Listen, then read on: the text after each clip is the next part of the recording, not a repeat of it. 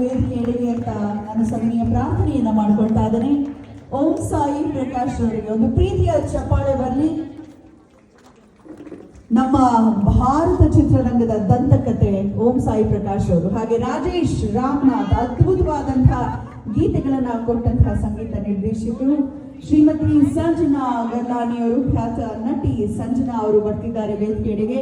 ಇನ್ನು ಮತ್ತೊಬ್ಬ ಕಿರುತೆರೆಯಲ್ಲೂ ಸೈ ಹಂಚಿಕೊಂಡು ಹಿರಿತೆರೆಯಲ್ಲಿ ಬಿಗ್ ಬಾಸ್ ನಲ್ಲಿ ಎಲ್ಲರ ಗಮನ ಸೆಳೆದಂತಹ ದೀಪಿಕಾ ದಾಸ್ ಅವ್ರಿಗೂ ಕೂಡ ಹೃತ್ಪೂರ್ವಕವಾಗಿ ಸ್ವಾಗತಿಸ್ತಾ ಇದ್ದೇನೆ ಕಾರ್ಯಕ್ರಮಕ್ಕೆ.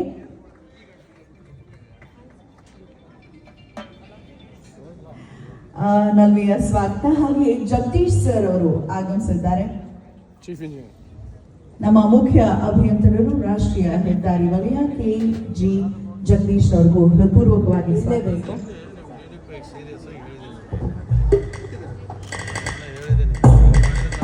ಕನ್ನಡ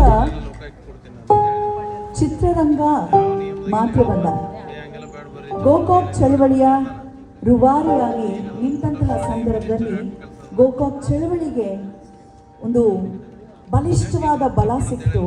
ಕುವೆಂಪು ಅವರ ಹತ್ರ ಹೋಗಿ ಕೇಳಿದ್ರಂತೆ, ಡಾಕ್ಟರ್ ರಾಜ್ಕುಮಾರ್ ಅವರ ಕೊಡುಗೆ ಏನು ಕರ್ನಾಟಕಕ್ಕೆ ಅಂತ. ನಮ್ಮ ಜಗದ ಕವಿ, ಯುಗದ ಕವಿ, ಮಹಾಕವಿ, ರಾಷ್ಟ್ರಕವಿ ಕುವೆಂಪು ಏನ್ ಹೇಳಿದ್ರಂತೆ ಗೊತ್ತಾ? ಏನು ಡಾಕ್ಟರ್ ರಾಜ್ಕುಮಾರ್ ಅವರ ಕೊಡುಗೆ ಏನು ಕರ್ನಾಟಕಕ್ಕೆನಾ? ಡಾಕ್ಟರ್ ರಾಜ್ಕುಮಾರೇ ಕರ್ನಾಟಕಕ್ಕೆ ಒಂದು ದೊಡ್ಡ ಕೊಡುಗೆ ಅಂತ ಹೇಳಿದ್ರಂತೆ. ಅಂತಹ ಹೆಮ್ಮೆಯ ಧೀಮಂತ ನಟ, ಒಂದು ಸಂಸ್ಕೃತಿಯ ಸಾಂಸ್ಕೃತಿಕ ರೂವಾರಿ ಅಂತ ಹೇಳಿದ್ರೆ ತಪ್ಪಾಗ್ಲಿಕ್ಕಿಲ್ಲ. ಅಣ್ಣವರ ಅಭಿನಯದ ಅವರೇ ಹಾಡಿರುವಂತಹ ನಾಗಾಭರಣ ಅವರ ನಿರ್ದೇಶನದಲ್ಲಿ ಸಂಗೀತ ನಿರ್ದೇಶಕರಾದಂತಹ ನಮ್ಮ ಹಂಸಲೇಖರ್ ಅವರು ರಚನೆ ಮಾಡಿದಂತಹ ಒಂದು ಅದ್ಭುತ ಗೀತೆ ಹುಟ್ಟಿದರೆ ಜೋರಾಗಿ ಬರ್ಬೇಕಪ್ಪ. ಇಷ್ಟು ಜನ ಕನ್ನಡ ಮನಸ್ಸುಗಳಿದ್ದಾರೆ. ಹುಟ್ಟಿದರೆ ಪರಿಸರದಲ್ಲಿ ವ್ಯಕ್ತಿ ಆಗೋದಿಲ್ಲ, ಅತಿವೃಷ್ಟಿ ಅನಾವೃಷ್ಟಿ ಆಗೋದಿಲ್ಲ ಅನ್ನೋ ಕಾರಣಕ್ಕೆ ಅದಕ್ಕೆ ಮೂಲಭೂತ ಪುರುಷ ನಾಡಪ್ರಭು ಧರ್ಮಪ್ರಭು ಕೆಂಪೇಗೌಡರನ್ನ ನಾವು ನೆನಪಿಸ್ಕೊಳ್ಳೇಬೇಕು.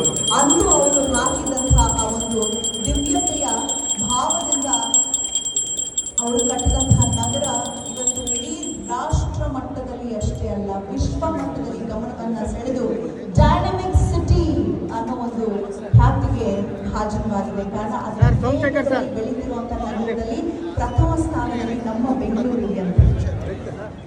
ಕಾರಣ ಜನರು, ಇಲ್ಲಿರುವಂತಹ ಪ್ರತಿಯೊಂದು ಇಲಾಖೆ ಸರಿಯಾದ ರೀತಿಯಲ್ಲಿ ಕೆಲಸ ಮಾಡಿದಾಗ ಮಾತ್ರ ಪೂರ್ಣ ಶಕ್ತಿಯಾಗಿ